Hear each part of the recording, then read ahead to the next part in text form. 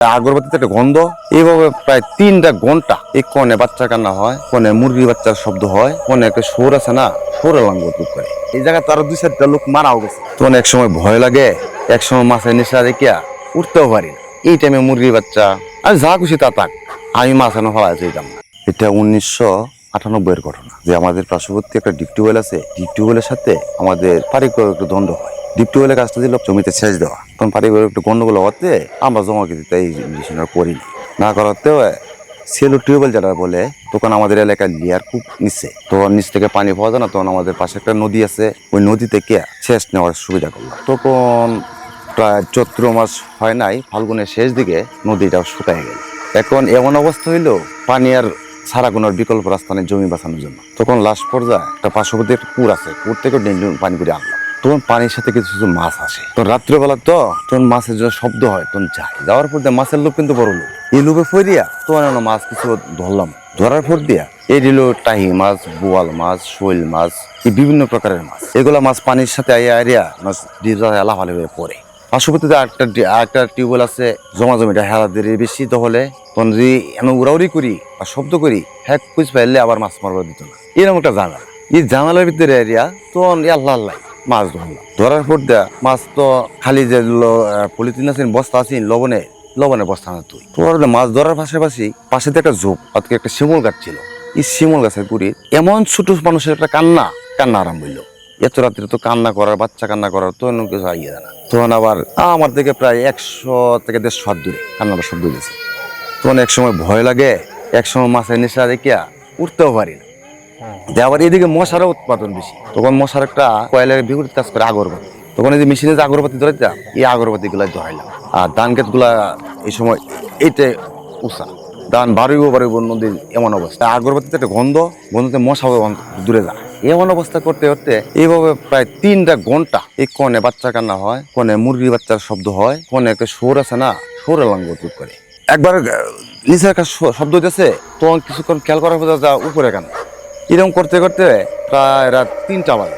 আমি একাই, বয়স প্রায় 20-এর উপরে আছে তখন আমি কিন্তু মাছের নিশা পড়িয়া মাছ ধরাতেই আছি। সেই দিকে আমার আর কিছু খেয়াল আর আইয়া না, তখন আর একটু কিছু ভয় ভিত্তিও করি না। না এইটা কিন্তু জানতাম না, কিন্তু জায়গাটা যেন খারাপ এটা কিন্তু সবাই আগে থেকে জানে। এই জায়গায় তারও 2-4টা লোক মারাও গেছে এই যে এই কারণে। আমাদের মেশিনটা কিন্তু শেয়ার হোল্ডারের মধ্যে করছি, একক পাবেন।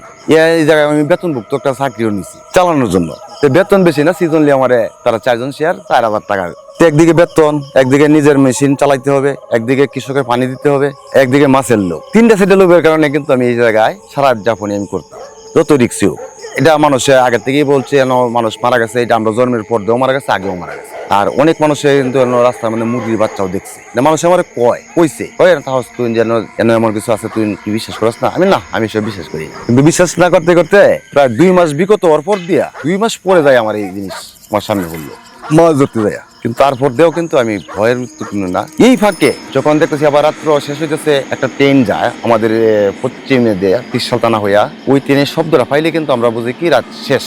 এলা প্রায় 3টা 3:30 বাজে, আর কিছুক্ষণের মধ্যে আজান দিবে, এরকম টাইম হয়ে যায়। পার্শ্ববর্তী যে চেষ্টা আছে এর কারণে কিন্তু আবার দিনের বেলা এটা সমান করে দিতাম। হ্যাঁ বুঝতেন আবার আমি মাছ ধরি। তখন এরকম করতে করতে এইদিকে আমার ট্রেনের শব্দ হইতেছে, ট্রেনের শব্দ হতে 1 কিলো মাছ ধরি আছে সালাই ধরি। ধরার পর দিয়ে ধরলাম, ধরিয়া সবকিছু উড়াইলাম। উড়ানি পর দিয়া মাছ টাছ নিয়ে আসছি আমি টানে। ঈদগাহের মাঠের উপরে আসলাম, আসার পর দিকে 2 লোক গরু 2টা নিয়ে যেতেছে। আবার গরু তখন সাহসটা আমার একটু বাড়লো। তখন কিন্তু মাছ কিন্তু আমার এই যে মেশিন যে গড়তা, এই ঘরের ভিতরে মাছের বস্তা করা। এই 2 লোকের আটক করলাম। ভাই এত রাত্রে পরে তুই গরু কিনতেন সুর করে, কিন্তু তারা আটক করছে। আটক করে পার্শ্ববর্তী পাশের বাড়ি একটা লোক আছে আজিজুল মির, তারও ডাক্কে উড়াইলাম। তখন ডাক্কে উড়ানি পর দিয়া আজিজুল মির না ব্যাপারী শুন না, কারণ তখন মাঠের একটা নিম গাছ আছে, নিম গাছের সাথে গরু যেন ভান তোরা রাইট শেষ হইলে আর পরে যাবি, এর আগে যাওয়া যাবে নাই। তারা আর কিছু সন্দেহমূলক গরু চুরি হিসাবে পরে যখন আমি তোরা খারো, তারা যে রাস্তা যাবো সামনের থেকে আমি লুক উঠাইলাম গরু বানিয়ে তৈরি, তারা লইয়া লুক উঠাইলাম। লুক না তারা ব্যবসা করে। আমি ব্যবসা করলে তো এই টাইমে গেলে তো মানুষের চুর করে বানবো। আমি যখন তারা দেখছি না কোনোদিন, এলাই তারা আটক হয়েছি। সেই লুকের রেফারেন্সে তারা ছাড়ছি।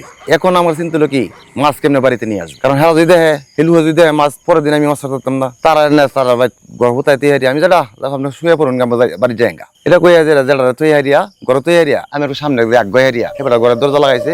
আবার আমি মাছের জায়গায় গেছি, মাছ তো অবস্থায় মাছের জায়গায় গিয়া দেখি হে সোর আর কোনে মুরগির বাচ্চা, যে ঘরের মাছ ঘরের পিছন চালিয়ে খারা মুরগির বাচ্চা। এই টাইমে লোকে তো বাড়ি আছে এই বাড়িতে মুরগির বাচ্চা এই টাইমে তো হইতো না। মুরগির বাচ্চা রাত পয়লে আজান টাজান হইলে তো না ঘরের দরজা খুলে আসবে। এই টাইমে মুরগির বাচ্চা আর যা খুশি তা তাক, আমি মাছ আনো ফেলা যেতাম না। তো মাছ কিন্তু পাইছি প্রায় এখন প্রায় 30 থেকে 35 কেজি মাছ পাইছি এক রাতে। তাও কি মাছ একটা 3টা লাঠি মাছ হলে 1 কেজি হবে, এত বড় বড় মাছ। শৈল মাছ তো অ্যাভেলেবেল, লাঠি আর শৈল। আর আমাদের বল আছেন 8টা বল, এখন মনে হয় একটা 2 কেজি 2.5 কেজি বা 1.5 কেজি ছোট বড় আছে। তো মাছ নিয়ে আইছি বাড়িতে আসার পর দিয়া বাড়িতে হাঁটাহাঁটি করতেছি, তখন বাড়ি তো দরজা খুলে না, এখন আজান হয় নাই, তখন বাড়ি তো দরজা খুলে না। তখন বাড়িতে মাছের বস্তা বারিন্দা ফালায় রাখি হারিয়া তখন তুললাইরা মাছ দিকে বাড়ির সবাই আড়াইশ লেগে দিছে এত মাছ করতে। তোর মাছ ফালায় দিয়ে আমার ছিল ফেকসেক কিছু মাইল আছে, আমার কিন্তু কাপড় চোপড় বা শীতের থার মতো এগুলো হালকা শীতও আছে। তখন আমার থার তোর বিছনা সব হয়েই মেশিন করে, আবার দৌড়লাম মেশিন করে যাইয়া ইহন মুরগি বাচ্চাও বুঝি না, সোর দেখলাম সোরও বুঝি না, পুলাউনে কান্দাও বুঝি না। তখন ঘরে শুইলাম, মনে হয় আজান এখন হয় নাই। আবার কতক্ষণ পরে হরের শব্দ, করতেছে শব্দ। তখন মশারি টশারি টানাইল এবং সারাইতে ঘুমা।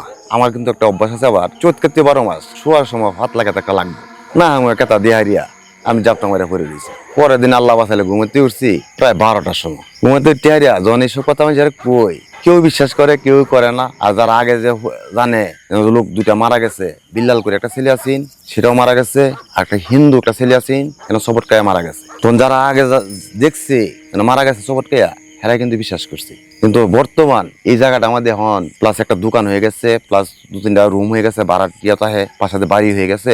এখনো ঝুপঝাপ কিছু আছে, তারপর দেও এখনো রাত্রেবেলা রাত্রে গভীরে নিচের দিকে কেউ যাইতে চায় না। ও আমার শরীরে ঘুরে বেড়ায়।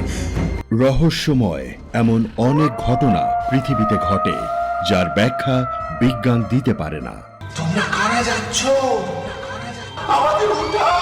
অবিশ্বাস্য এমন গল্প শুনতে চায় চলতি গল্প বলতে আমাদের সাথে যোগাযোগ করুন।